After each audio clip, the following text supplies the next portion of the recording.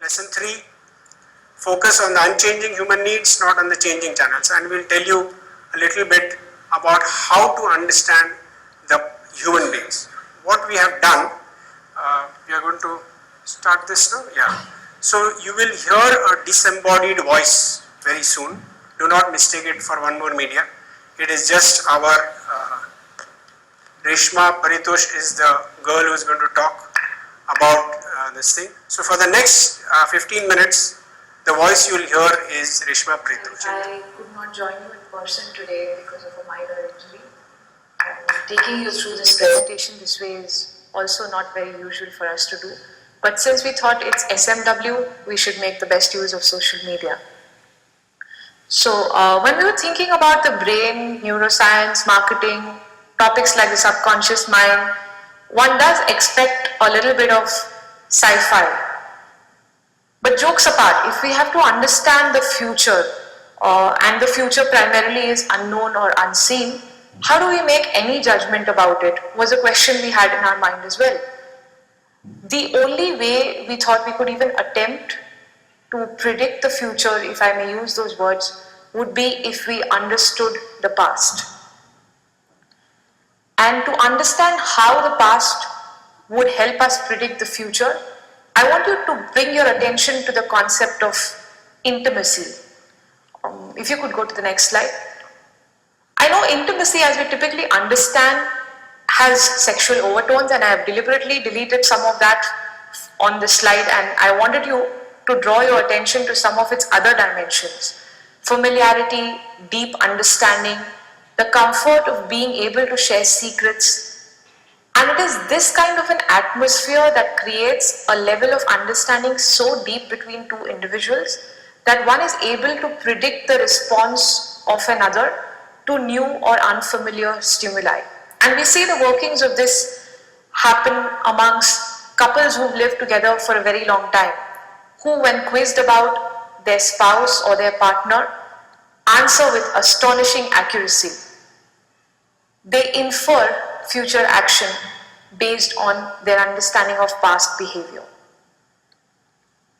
The concept of intimacy also has applications beyond these personal situations and is becoming very crucial to business these days.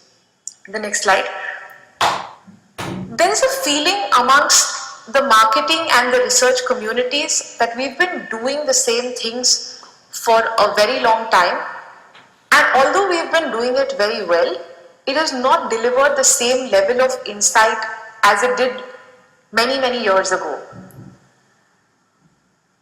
Which brings us back to the whole ability to anticipate consumer response based on deep knowledge lies at the very heart of skillful marketing. And by deeply understanding consumers' inner thoughts and feelings and the forces behind them, marketers can make a fairly good judgment about consumers' response to ideas and products that cannot be directly tested with consumers. So once again, going back to understanding their past to understand their future behavior. But just think about achieving all of this through the usual research approach. Next slide.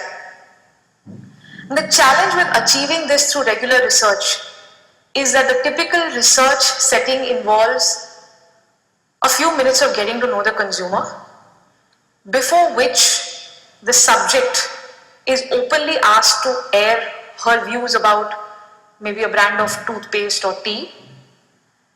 And this is what we do in the name of intimacy.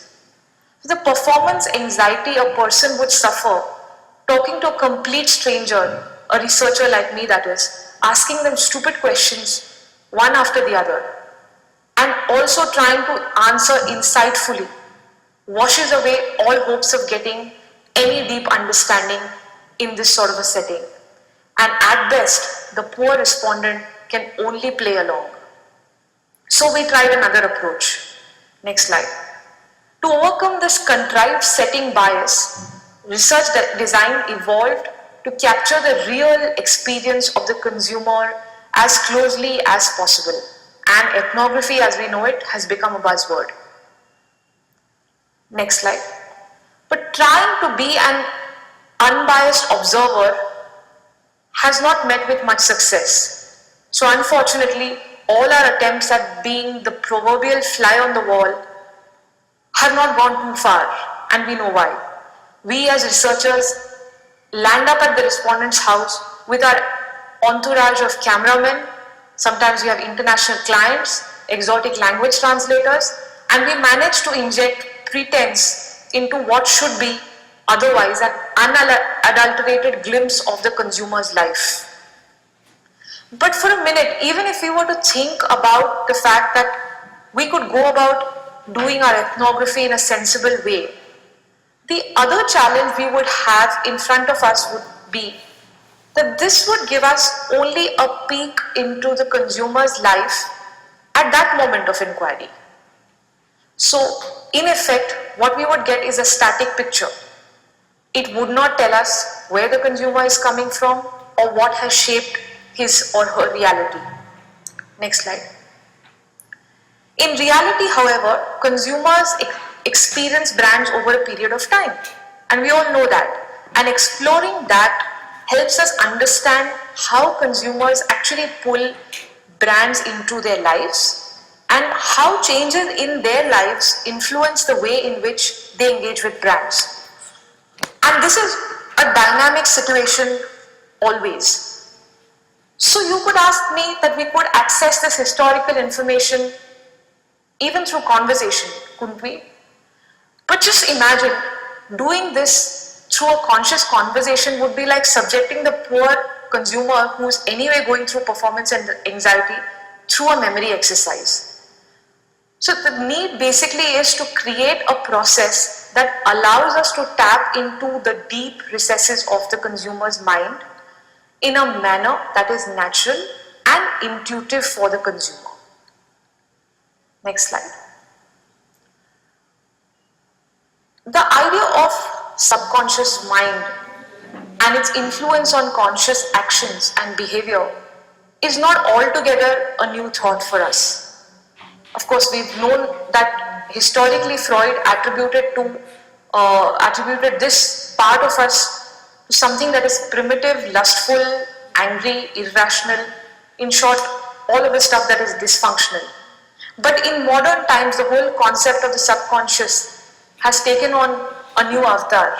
And today we understand this as a reservoir of thoughts, a seat of feelings and emotions, all of which are below the threshold of our consciousness. And though we are not aware of these thoughts do influence our decision making and hence need to be understood. Making decisions, even the simplest one, is a very, very tricky process, and we are very, very bad at it. We just like choices. We don't like the mentally taxing efforts of making these choices. Next slide. So what does the subconscious do? It simplifies things for us. Just like in a game of roulette, we're faced with infinite choices every day. And to consciously process all of that information would not just be mentally draining, but also next to impossible. Therefore, we resort to snap judgments. Whenever we feel we're faced with anything new and have to make a decision quickly. And what seems obvious on the surface is like the decision making happens by a sheer stroke of luck. But actually, it's the complex mental processing at work which has led this man to this conclusion to bet on this particular number. Something we do not understand since we're not really consciously aware of. So how do we access people's subconscious mind? Although it's very difficult to visualize the mind because it's something which is not tangible, one can loosely understand it in terms of the thought. The mind is what the brain does. So to understand in effect the workings of the mind, one has to peek into how the brain functions. So how do we access the subconscious mind? Next slide. We send our field executives in search of fresh human brains. No, I'm joking. Next slide. In reality, there are certain conditions that make it possible to access the subconscious material. One of these conditions is called the alpha state, and this is really the relaxed state of consciousness that we feel or experience just before we fall asleep or just when we're daydreaming. Perhaps even crying in a movie theater, knowing that it is make-believe, but we still play along with it. So while in our everyday life we slip in and out of these various alpha state situations spontaneously, for the purpose of research, this state can be simulated using visualization and relaxation techniques and getting the person to respond, to listen to certain sound frequencies. Next slide. By the subconscious mind lends itself very usefully to research, since in this state we can access our earliest memories and experiences. It's a reservoir of memories, like I had mentioned earlier. It's also the seat of emotion. So a person in this state not just recounts the memories, but he also relives those associated emotions with it, which makes it possible for us to understand the emotional reasons behind the decision. The subconscious also helps us understand our snap decisions because it is the working of that part of our brain which controls the automatic functions in our body, like heartbeat. We don't think every time our heart beats or before taking a breath. Likewise, we don't think every time we take decisions, and that's what we get used to understanding some of that decision making when talking to people in a subconscious state. The other use for getting consumers to go back into the state is because it facilitates lateral thinking. And this we know because creative people are naturally predisposed to being in this state. That's the reason we see them zoned out quite a few times.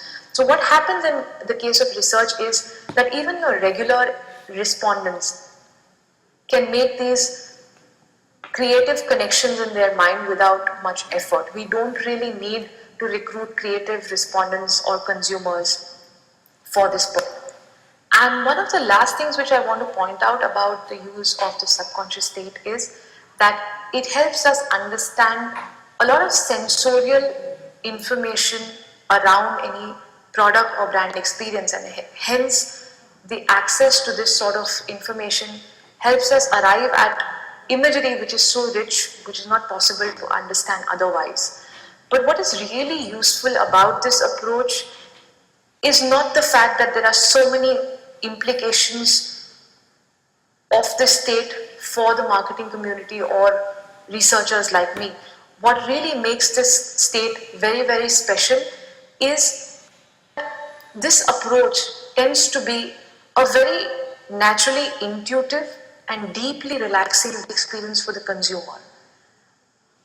Remember, we slip in and out of this alpha state spontaneously many a time. So this is just an extension of that state while in the research context. Let me bring your train of thought back to where we started, talking about the future and future-proofing brands. Future-proofing involves defining what can be a changing versus what can be the unchanging aspect of a brand, so that brands can be revived without a compromise. And we have an example here. Next slide. For a long time, there was a brand of soap that focused on germs and body odor, primarily targeting male consumers. The brand kept pace with time and now appears in a gentler avatar. Does that mean it's compromised its efficacy somewhere? It has reinvented itself while keeping its core intact. And let me illustrate that for you. This is one consumer's articulation of his connect with the brand while he was in a subconscious state. The moment I left the hospital, I wanted to have a bath. Even splashing water made me feel fresh. I was still worried about bacteria. I rubbed the soap twice. The lather was washing away sickness, germs, dust, sweat. My body is getting smoothed again. I'm clean, feeling fresh and alive. I want to go and give my baby a hug. He links the feeling of being pure and uncontaminated to the feeling of holding a baby so seamlessly. And that's what I meant by saying that in a subconscious state, such lateral connections are made very easily and effortlessly by the mind. The next strategy we had spoken about was helping people belong where they want to belong. Which brings us to another question. What would be the right age to target consumers? Next slide. Men's grooming products often play by the masculinity code, and attracting women is offered as the ultimate payoff. Talking to consumer when every other brand does will not help make much headway. We're also talking at a time where he is an adult and the damage is unfortunately done. It's only a grooming product. Consider this story in which someone talks about his first experience of shaving. I'm at my uncle's place at Bangalore. I'm 16 years old. I'm in the storeroom, shaving on the sly. So in my heart, I feel that nobody should see me. I'm feeling good. I'm shaving for the first time. I will feel like a grown-up after shaving. Thinking no one should see me, I close the door of the storeroom. If my uncle sees me, he will scold. I want to experience how it feels. Around me, I can see shoe boxes. I pick up the foam cream. I don't know how to use it. But I've seen my uncle shave. I used to watch him very, very closely. I try to remember what he does and do the same. I feel good that I'm doing what I want to do. I look at the mirror and I'm laughing at myself. I feel good. I'm shaving like my uncle, wondering whether my uncle will come to know. I'm a little scared too. If you notice this. Okay, the last time we completed this presentation, the audience was so hypnotized that they refused to leave the auditorium. They all sat there with pleasant smiles on their faces. So I'm going to cut the example short, but the point was to show you that if consumers are going to be part of the brand, then we need to find new ways of understanding what is going on in the consumer's head. And the standard procedures of research aren't working because the consumers have caught on. They know what questions you are going to ask.